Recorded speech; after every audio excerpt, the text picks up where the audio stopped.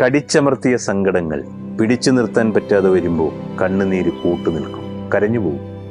അതൊന്നും മനക്കെട്ടിയുടെ കുറവുകളല്ല, ഉള്ളിൽ ഉറവ പറ്റാത്ത സ്നേഹത്തിൻ്റെ തെളിവുകളാണ്. ചില വാക്കുകൾ മുറിവേൽപ്പിക്കുന്നത് ഹൃദയത്തിലാണെങ്കിലും പ്രതികരിക്കുന്നത് നമ്മുടെ കണ്ണുകളാണ്.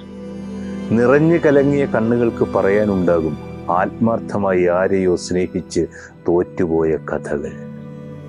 നമ്മുടെയൊക്കെ മനസ്സ് കാണാൻ സ്വന്തം കണ്ണുകൾക്കേ കഴിയും. അതുകൊണ്ടാകാം മനസ്സ് വേദനിക്കുമ്പോൾ കണ്ണുകൾ വേഗം നിറയുന്നത്.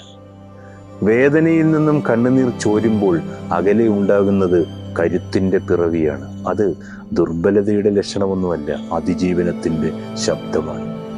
തൊടാനാകാത്ത വേദനയ്ക്ക് ഭാഷയാകുന്നത് കണ്ണുനീരാണ്. ആഴമുള്ള വേദനകൾ കണ്ണുനീരിലൂടെ ഒഴുകും. കണ്ണുനീർ ദുഃഖത്തെ കഴുകിക്കളയുന്നു.